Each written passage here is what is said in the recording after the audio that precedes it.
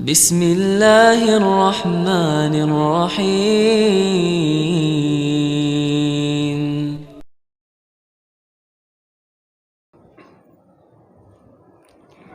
Assalamualaikum warahmatullahi wabarakatuh.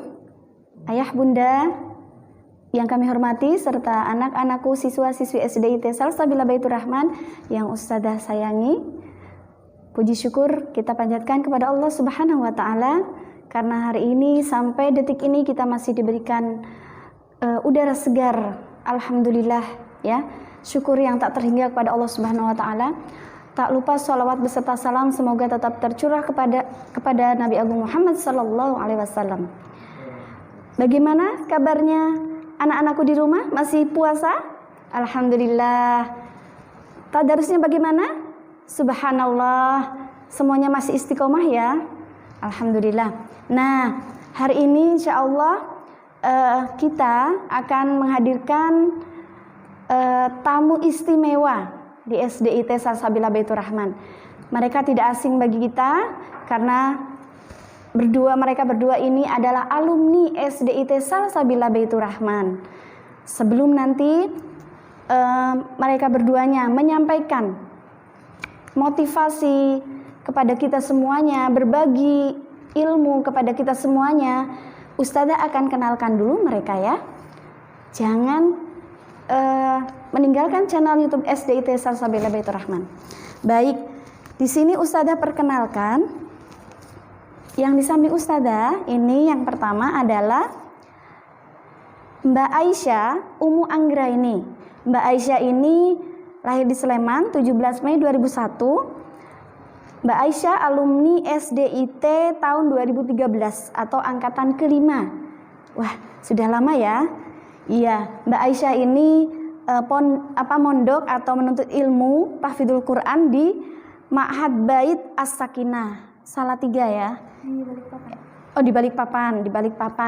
Kemudian sekarang sedang melanjutkan di daurah di Salatiga. Masya Allah luar biasa. Kemudian yang di sampingnya lagi ini ada alumni kita juga ya, alumni SDIT. Nama lengkapnya Mas Rizky Nur Faizin Al-Mansuri. Lahirnya di Klaten 4 Januari 2003. Mas Rizky ini lulus dari SDIT tahun 2015, angkatan ke-7. Masya Allah ya. Mas Rizky juga sekarang masih ya untuk menuntut ilmu di Ma'had Tahfidzul Quran As-Surkati Salatiga. Ya, betul. Nah, alhamdulillah kita bersyukur sekali SDIT punya alumni-alumni yang hafiz Quran. Beliau berdua ini dulu murid saya, tapi sekarang saya ingin belajar dari anak-anak semuanya ini. Anak-anakku yang insya Allah tidak hanya orang tua yang bangga, kami juga guru-gurunya ikut bangga karena mereka telah menyelesaikan hafalannya 30 juz.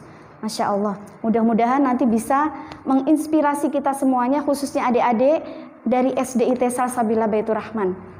Baik, langsung saja mungkin ya kita akan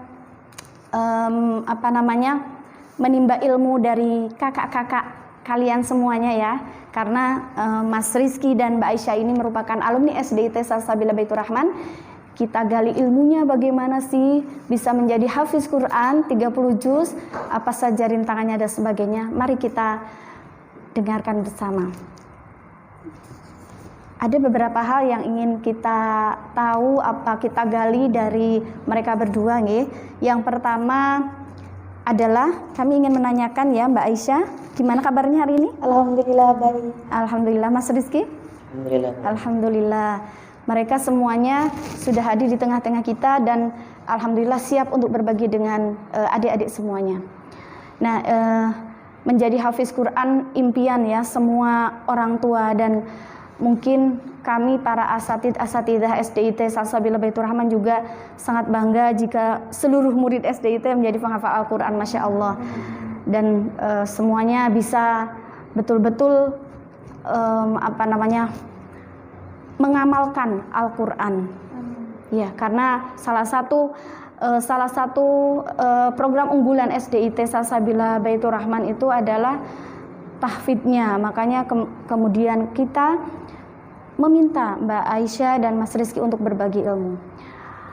Yang pertama yang ingin kami tanyakan mungkin apa ya, ini hal yang pertama yang utama, niat ya. Motivasi Mas Rizky, Mbak Aisyah ingin menjadi penghafal Al-Quran. Apa motivasinya? Mungkin dari Mas Rizky dulu, silahkan. Bismillahirrahmanirrahim.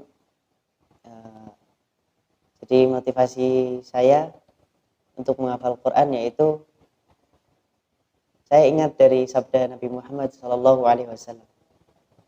Iqra'ul Quran fa innahu ya'ti fi yaumil qiyamah syafi'an li ashabi. Bacalah Quran, maka dia akan datang kepada pembacanya sebagai penolong, sebagai syafaat. Maka dari itu berulang kali saya pikirkan kejadian-kejadian alam, kejadian-kejadian di bumi itu sangatlah kita membutuhkan bantuan. Bagaimana besok kita di akhirat? Sedangkan penolong kita hanya Quran. Maka dari itu saya punya motivasi benar untuk meyakinkan diri saya untuk menghafal Quran dan menyelamatkan kedua orang tua saya, memberikan kedua orang tua saya mahkota kemuliaan melalui Al-Quran. Iya, itu tadi motivasi dari Mas Rizky ya. Mungkin dari Mbak Aisyah, motivasi untuk menjadi, kenapa ada kekuatan ingin menjadi hafiz Quran? Bismillahirrahmanirrahim. Motivasi saya ingin menghafal Al-Quran adalah saya ingin menjadi ahlul Quran. Ahlul Quran yang memprioritaskan Al-Quran. Sebagaimana sabda Rasulullah SAW bahwa mereka ahlul Quran itu adalah keluarga Allah dari kalangan manusia. Dan yang disebut dengan ahlul Quran itu adalah mereka yang menjadikan Al-Quran itu, memberikan perhatiannya kepada Al-Quran. Dan saya ingin memberikan mahkota untuk kedua orang tua saya, serta begitu banyak keutamaan-keutamaan dalam menghafal Al-Quran itu.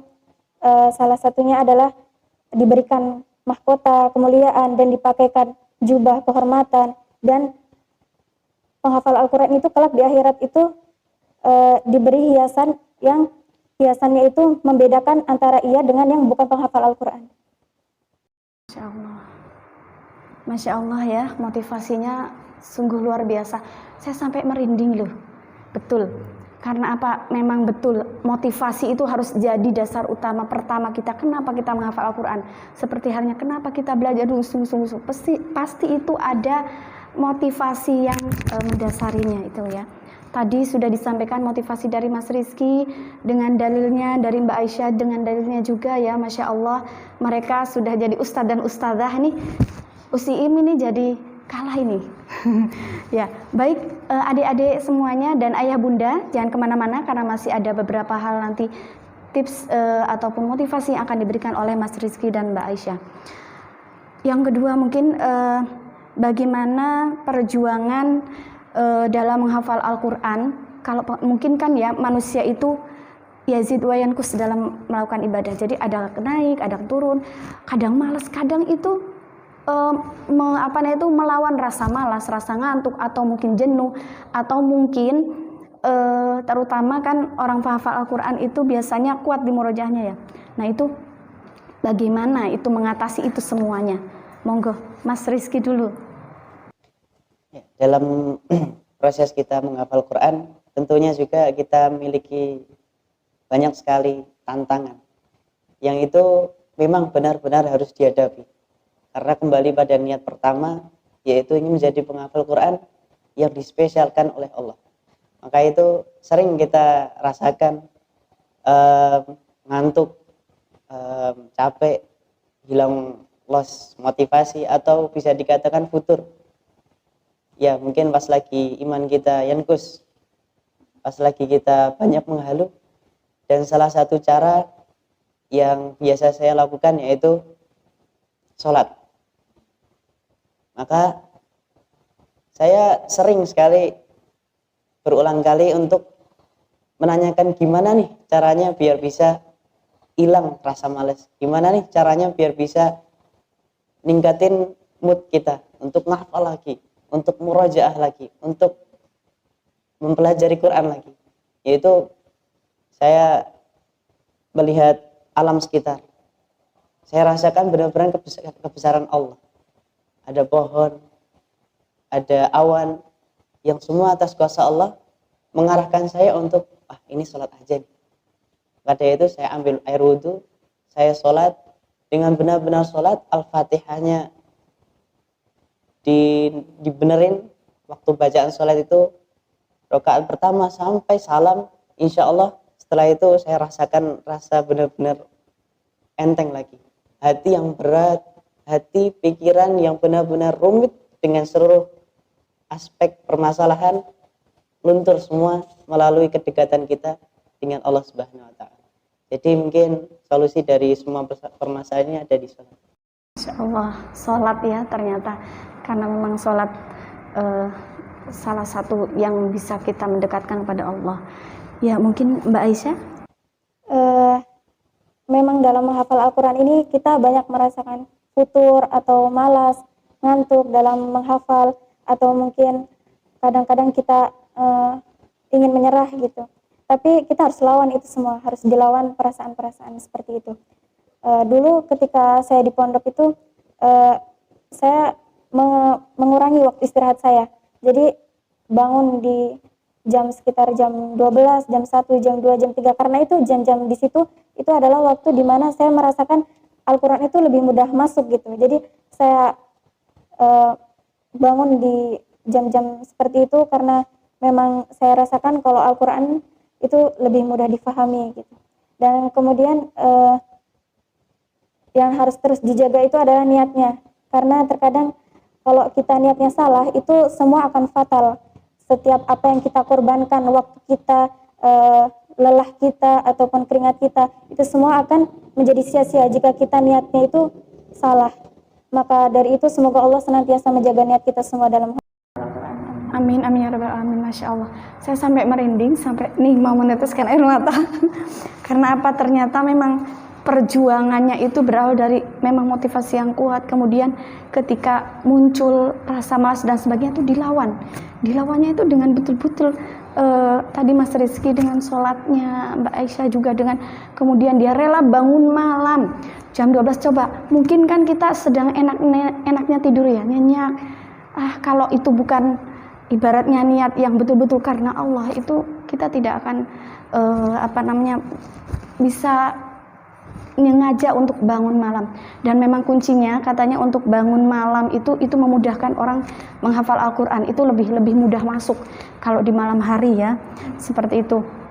Masya Allah, sungguh pengalaman ini yang luar biasa, mungkin bisa menginspirasi kita, tidak hanya adik-adik ya di rumah, ayah bunda juga, mungkin kita para ustadz-ustadzah ini mungkin masih kalah dengan para ya penghafal Al-Quran. Dan saya kalau mendengar penghafal Al-Quran biasanya langsung tidak bisa menahan air mata karena saking haru. Masya Allah. Nah, Mas Rizky dan Mbak Aisyah, waktu dari SDIT, setelah lulus SDIT, kemudian kan SMP gitu ya. Nah itu mungkin ada perjalanan gitu. Nah untuk menghafal Al-Quran itu mulai serius dari mulai kapan dan membutuhkan waktu berapa lama menyelesaikan 30 juz itu? Silakan Mas Rizky. Dalam proses menghafal Quran ini sebenarnya semua orang ini membutuhkan waktu yang sangat lama. Cuman mungkin Allah spesialkan orang-orang yang memang Allah berikan karunia untuk bisa cepat menghafal. Dan kuncinya memang ketaatan dan dapat menjauhi maksiat kepada Allah Subhanahu wa taala. Waktu itu saya SMP kelas 1, wah masih susah banget cara menghafal Quran ini gimana? Satu halaman enggak dapat. Bahkan bisa dikatakan setiap hari pun cuma 1 ayat, 2 ayat. Bingung rasanya. Lalu saya naik ke kelas 2, tambah bingung lagi karena dari pesantren memberikan amanah yang cukup berat, yaitu jadi ketua OSIS. Dan itu mengatur dari aspek diri sendiri maupun orang lain. itu lebih beban banget rasanya. Tapi saya tanggupin melalui dari nasihat orang tua, ya dilakuin, dijalani aja. Karena Allah selalu bersama kita. Naik lagi ke kelas 3, teman-teman saya sudah 15 juz, udah 20 juz. Wah, rasa-rasa minder pasti. Kemudian lulus dari kelas 3 SMP, bimbang. Saya ingin melanjutkan menghafal Quran atau sekolah luar. Nah, ini dua kebimbangan ini terselesaikan dengan sholat juga. Insya Allah. Jawaban dari sholat ini yaitu seakan hati ini berkata, apa iya kekuatanmu cuma segini? Apa iya kamu lemah dengan niat kamu yang dulu awal kamu ingin menghafal Quran ini? Seakan semua ini menunjukkan bahwa saya harus bangkit. Sebab pepatah atau para syekh, masyayikh mengatakan bahwa kemudahan akan diraih jika kita telah merasakan kesulitan bertubi-tubi. Maka saya putuskan untuk melanjutkan ke pesantren Tahfidzul Quran sahabatku.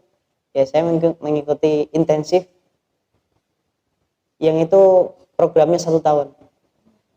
Di situ saya merasakan makin minder lagi karena ada yang 20 ke atas, ada juga yang wah, Masya Allah, saingannya berat sekali, sebanyak 70 santri kurang lebih.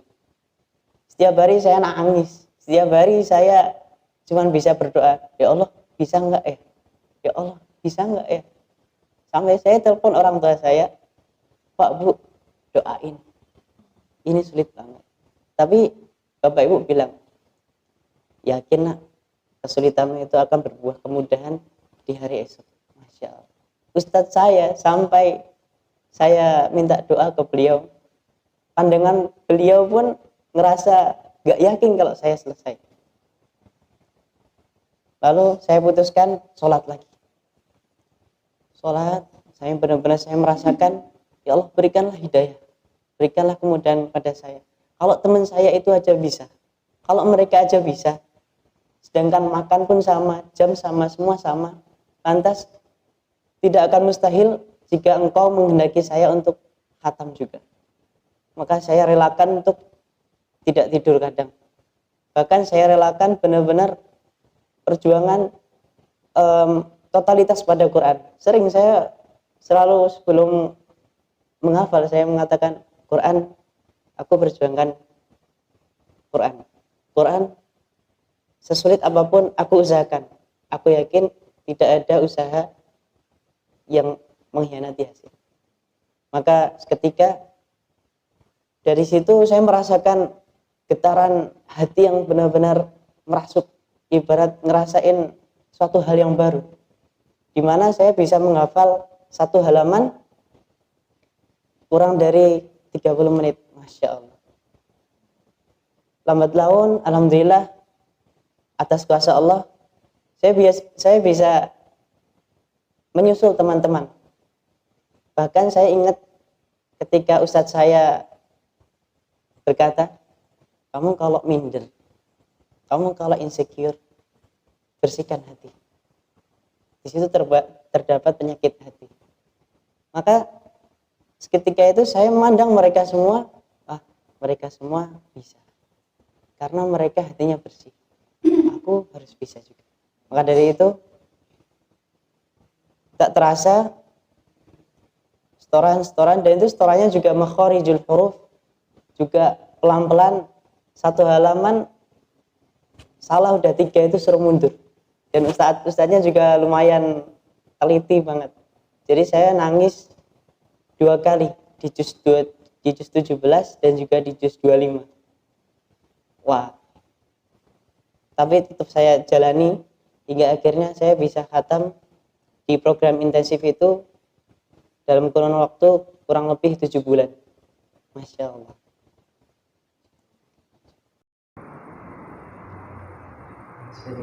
Oh ya, Masya Allah, nggih, luar biasa perjuangannya. Itu Mas Rizky lulus SD itu langsung mondok? langsung di pondok. Jadi memang lingkungan itu juga pengaruh ya.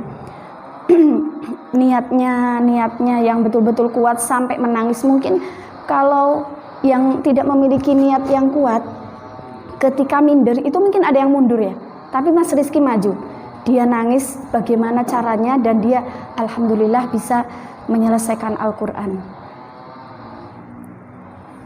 Baik, selanjutnya Mbak Aisyah, gimana mungkin dapat menyelesaikan 30 juz dalam waktu berapa lama, kemudian perjuangannya setelah dari SDIT, monggo bisa disampaikan. Jadi dulu pertama kali mengenal menghafal Al-Quran itu di SDIT Salsabila Baitur Rahman, dan di situ dulu memang sering diputarkan murotal sama ibu, jadi sudah terbiasa mendengarkan murotal. Jadi pas dulu di SDIT itu kan menghafalnya bareng-bareng bersama-sama. Nah di situ surat yang belum kita hafal itu saya sudah rasanya kayak sudah hafal, itu mungkin karena dari murotal itu. Kemudian saya merasakan kalau ternyata ngafal Al-Quran itu mudah gitu, perasaan saya waktu itu. Makanya pas lulus dari SDIT itu tujuannya cuma mondok gitu, nggak ada tujuan buat sekolah di SD negeri atau di SMP negeri atau yang lainnya. Jadi pas di pondok itu selama SMP itu kan ada program umumnya juga, ada diniyahnya juga. Nah di situ dapatnya 8 juz. Kemudian saya ingin fokus yang tahfiz gitu. Kemudian saya ikut daurah di Solo. Di sana bisa menyelesaikan kurang lebih 20. Kemudian karena di sana programnya hanya 2 bulan. Kemudian saya direkomendasikan oleh teman kalau ke Balikpapan. Di situ saya sholat istikharah, dan ternyata emang hati saya yakinnya ke sana, karena banyak yang heran, kok kamu mondoknya jauh-jauh gitu. Tapi nggak tahu kenapa hati saya yakin kalau di sana gitu tempatnya.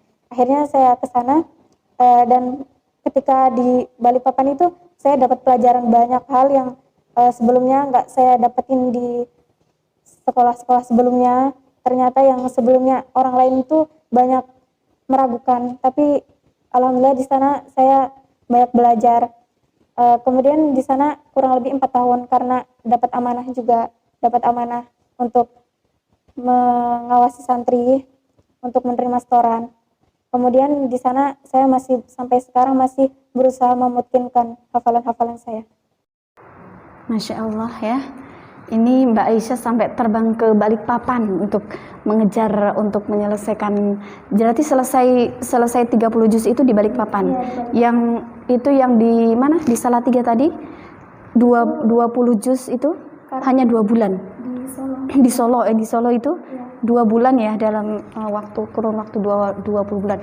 Tapi kalau memang diseriusi, insya Allah semuanya dimudahkan. Yang utama itu memang niat. Nah kemudian tadi juga Mbak Aisyah, ya seperti halnya Mas Rizky tadi, apa-apa ketika kita mengalami kesulitan atau kegalauan gitu ya, kembali lagi sholat. Tadi untuk memutuskan ke Balikpapan itu melalui istikharah. Istikharah itu sholat istikharah.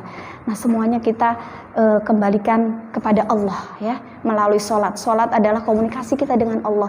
Tapi sholat yang betul-betul khusyuk, betul-betul yang bisa menikmati, betul-betul yang itu bahwa kita itu sedang berkomunikasi dengan Allah, betul-betul minta petunjuk dari Allah Subhanahu Wa Taala. Dan alhamdulillah keduanya mendapat petunjuk dan diringankan, dimudahkan untuk menjadi penghafal Al-Quran. Masya Allah, ini luar biasa sekali.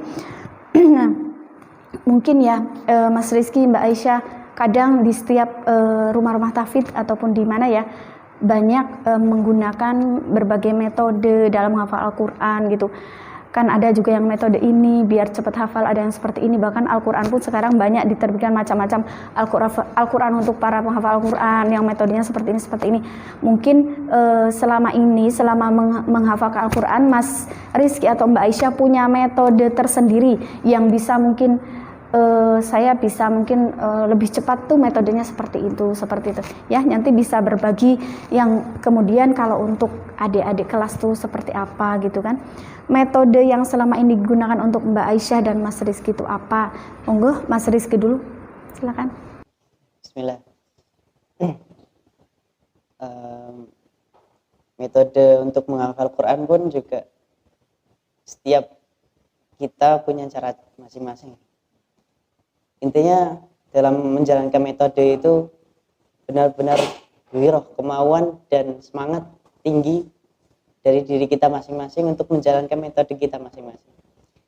Nah, kalau metode dari saya sendiri, waktu itu saya coba berpikir setelah sholat, ya Allah gimana caranya? Seraya hati ini berkata, kamu Rizky pengen ngafal Quran, kamu Rizky pengen jadi ahlul Quran, tapi kamu yakin ngafal Quran cuma hafal Arabnya doang? Ketika itu saya berpikir berkali-kali, teringat juga kata kakak saya juga, ibarat kita berbicara bahasa asing, Inggris maupun apapun bahasa itu, kita harus paham benar artinya. Dengan itu kita mudah untuk menghafal. Kebetulan juga, dan memang realitanya Quran diturunkan oleh Allah melalui bahasa Arab. Maka dari itu saya coba untuk bisa memahami dalam keadaan mufradat saya yang masih lemah, yaitu mufradat kosakata yang masih sedikit minimal dari yang saya punya. Maka dari itu saya menggunakan Quran yang besar. Itu ada Quran perkata. Jadi saya hafalin tuh Quran melalui perkata-kata. Wah, itu enak banget. Jadi nggak cukup dari situ aja. Tapi setiap halaman, kalau saya pakai standar Madinah, satu halaman itu ada 15 baris. Itu pasti. Tapi juga macam-macam ayatnya. Biasanya saya bagi 3 bagian, atas, tengah, bawah. Saya menitin dengan waktu maksimal 10 menit per bagiannya harus hafal. Maka dari itu bagian pertama hingga bagian kedua saat saya bisa menghafal keseluruhan, dan itu memang saya tepatkan pada diri saya untuk harus lancar dulu baru bisa lanjut ke bagian berikutnya, jangan lanjut dulu. Maka pas udah dapat 2 bagian atas sama tengah nih, dilancarin dulu. Nah, kalau udah nanti lanjut yang bagian bawah itu enak. Dan terus seperti itu saya coba pas awal dapat metode yang melalui sholat itu, saya coba masih 1 jam. Wah, tapi tetap saya pantang menyerah. Saya coba sampai akhirnya berkurang sampai 30 menit. Saya coba lagi sampai berkurang akhirnya 10 menit kurang lebih. Masya Allah. Dan ini saya ajarkan, saya sharing juga ke teman-teman saya. Ternyata cepet Riz. Ada teman saya sampai 9 menit. Masya Allah. Dan itu tepatnya di juz 10. Saya kaget juga loh. Kok bisa gitu. Dan dia udah dapat pelajarannya yang pasti fokus, semangat, dan wa idza quri'al Qur'anu fastami'u lahu wa ansitu la'allakum turhamun. Dan jika dibacakan Quran maka diamlah dan dengarkanlah bacaan Quran itu. Di sini titik poin dari ayat ini yaitu kita suruh diam, yaitu kita memahami betul. Kita hentikan pikiran-pikiran traveling kita kemana-mana. Besok makan apa ya? Besok mau kemana ya? Hentikan dulu. Kita fokus ke apa yang kita baca. Setelah itu juga kita dengarkan agar kita mendapat rahmat karunia. Ya begitulah. Dan juga saya temui dari teman-teman juga, teman-teman saya ada yang lebih baik lagi caranya. Yaitu 1 halaman nih diulangin 20 kali. Wah, jadi 1 juz 20 halaman kali 20 kali diulang. Jadi sekitar 400 kali diulang. Tapi itu lancar banget. Jadi bisa pakai metode yang tadi dibagi, dan untuk memurojaahnya juga bisa, intinya diulang-ulang dan kemauan dari diri sendiri fokus. Seperti itu. Ya, Masya Allah ya. Jadi metode ini bisa nanti dicoba. Adik-adik yang mau nyoba boleh ya. Selanjutnya Mbak Aisyah mungkin punya metode yang lain nih. Metodenya kurang lebih sama dengan Mas Rizky tadi yang sudah disampaikan. Terus tapi ada lagi yang metode lain yang diterapkan di pondok. Itu biasanya sebelum menghafal Al-Quran dia disuruh menghatamkan Al-Quran itu 40 kali, membaca 40 kali. Ya, supaya nanti dia jadi nggak ditentukan. Iya, 40 kali. Kemudian untuk berinteraksi gitu dengan Al-Quran dengan kata-kata di dalam Al-Quran. Kemudian ketika menghafalnya jadi lebih mudah gitu. Kemudian yang saya terapkan itu ya yang dengan artinya juga. Karena kan dulu di pondok itu kan belajar bahasa Arab sedikit-sedikit. Itu juga kalau dengan artinya itu lebih mudah gitu. Terus kita juga paham apa yang kita hafalin gitu. Dan intinya itu dalam menghafal Al-Quran ini tidak bisa tergesa-gesa. Cepat itu baik, tapi tergesa-gesa itu tidak baik gitu. Karena yang terpenting itu bukan siapa yang lebih dulu cepat khatam 30 juz, akan tapi yang tetap istiqomah menjaga hafalan-hafalannya. Sip, luar biasa. Nah, ini yang apa namanya perlu kita garis bawahi juga ya. Tidak perlu cepat-cepatnya, tapi betul-betul bisa menjaganya dengan cara murojaahnya ya. Murojaah, mengulang-ulangnya itu ya. Nah, baik, Masya Allah, luar biasa sekali. Mas Rizky, Mbak Aisyah sudah memaparkan semuanya, metode dan sebagainya, pengalamannya, motivasi. Mungkin ini yang terakhir ini, nanti sebelum ada request minta didoakan ya, minta doa dari mungkin Mas Rizky. Ada tips ataupun motivasi yang ingin diberikan oleh Mas Rizky, Mbak Aisyah untuk adik-adik SDIT, siswa-siswi SDIT yang sekarang sedang berjuang juga menghafalkan Al-Quran ya, agar nanti target tercapai di sekolah SDIT dan kemudian dapat memelihara hafalannya dan dapat nanti menyelesaikan 30 juz di sekolah lanjutannya setelah lulus dari SDIT. Nah, mungkin ada motivasi atau tips-tips yang bisa disampaikan oleh Mas Rizky dan Mbak Aisyah. Silakan Mas Rizky dulu. Motivasi.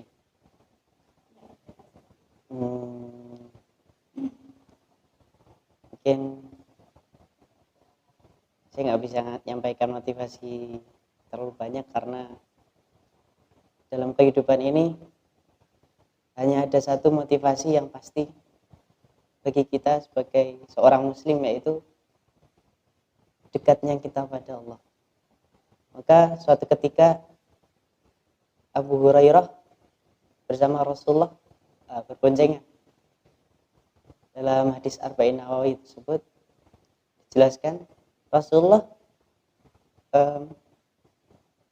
bertanya kepada Abu Hurairah, "Wahai Abu Hurairah, maukah kau saya ajarkan beberapa kata yang insya Allah bermanfaat?" Maka Abu Hurairah mengatakan, "Siapa ya Rasulullah?" Rasulullah bersabda, "Ihfadillaha yahfadka." Jagalah Allah, niscaya Allah akan menjaga. Kita jaga Allah, insya Allah Allah jaga kita. Kita tunaikan kewajiban kita pada Allah, insya Allah Allah turuti semua kebutuhan kita di dunia dan di akhirat. Dan jangan salah kita berpikir bahwa kita hanya berdoa sebab kita menginginkan sesuatu, sedangkan Allah Subhanahu wa taala memberikan apa yang kita butuhkan, bukan yang kita inginkan. Mungkin itu saja. Semoga bermanfaat. Tetap semangat ngafal Qur'annya, karena semoga dengan ini menjadi wasilah kedekatan kita sama Allah Subhanahu wa taala. Amin ya Allah ya Rabbal Alamin. Itu tadi ya adik-adik semuanya, motivasi dari Mas Rizky. Kita Allah ya, dekat dengan Allah dengan cara menghafal Al-Quran itu bisa lebih mendekatkan diri kepada Allah. Allah, jagalah Allah, maka Allah akan menjaga kita, seperti itu. Dari Mbak Aisyah mungkin. Jadi dalam menghafal Quran itu yang pertama itu harus niatnya harus semata-mata karena Allah, dan juga harus ada tekad yang kuat dalam menghafal Al-Quran itu. Mungkin kita akan merasa kehilangan atas semua yang kita korbankan, waktu kita, mungkin tenaga kita, pikiran kita. Namun itu semua tidak akan hilang begitu saja, karena Allah akan menggantinya dengan sesuatu yang jauh lebih indah. Kemudian dalam menghafal Al-Quran itu bukan ajang untuk berbangga diri, siapa yang paling hebat, siapa yang paling banyak hafalannya, siapa yang paling lebih dulu selesai 30 juz, tetapi semata-mata untuk mencari ridho Allah Subhanahu wa taala. Dan juga menghafal Al-Quran ini jangan pernah kita putus semangat. Jangan sampai kita menyerah dalam menghafal Al-Quran, karena orang-orang yang Allah takdirkan menjadi penghafal Al-Quran itu adalah orang-orang pilihan. Yuhafidhullahumul hafidhun. Orang-orang penghafal Al-Quran itu adalah orang-orang yang Allah pilih untuk menjaga Al-Quran. Sekian motivasi. Masya Allah, luar biasa ternyata ya, punya motivasi yang bagus juga. Semuanya memang mencari ridho Allah. Jadi memang niat dan semangat, tekad yang bulat betul-betul kalau ingin menjadi penghafal Al-Quran. Niat itu nomor 1 ya, innamal a'malu binniyat. Dan niat itu betul-betul memang harus karena Allah Subhanahu wa taala. Alhamdulillah Mbak Aisyah, Mas Rizky sudah banyak sekali ini, dan mungkin akan banyak hal lagi yang ingin kami gali mungkin nanti next time ya, lain waktu. Mudah-mudahan ini Mas Rizky dan Mbak Aisyah dapat memelihara Al-Quran terus sampai akhir hayat, dan mudah-mudahan ada waktu untuk siswa-siswi SDIT lah kapan-kapan ya bisa berbagi, langsung mengajar ya, langsung maksudnya tamu untuk memberikan cara metode yang langsung kepada adik-adik semuanya. Mudah-mudahan adik-adik semuanya juga di rumah semakin semangat setelah mendapat motivasi dari Mas Rizky dan Mbak Aisyah, dan mudah-mudahan semuanya diringankan oleh Allah ya untuk menghafal Al-Quran. Nah, tadi katanya lawan semua godaan, kurangi nonton TV ya, apalagi main TikTok dan sebagainya itu. Kita fokuskan tujuan kita apa? Menghafal Al-Quran. Maka mari kurangi semua nonton-nontonnya, jadi kita fokus lebih banyak berinteraksi dengan Al-Quran. Satu lagi mungkin murojaah, itu kunci utama. Yang sudah selesai juz 30, juz 29, juz 1, ketika mau juz 1 jangan lupakan juz 30 dan juz 29. Murojaah setiap hari. Mungkin itu saja. Sekali lagi kami ucapkan terima kasih Mas Rizky dan terima kasih Mbak Aisyah, jazakumullahu khairan atas kehadirannya dan kesempatannya untuk bisa hadir di SDIT tercinta dan juga bisa berbagi dengan adik-adik SDIT Salsabilah Baitur Rahman. Semoga bermanfaat buat kita semuanya dan mudah-mudahan menjadi motivasi untuk kita semuanya untuk menjadi lebih baik lagi.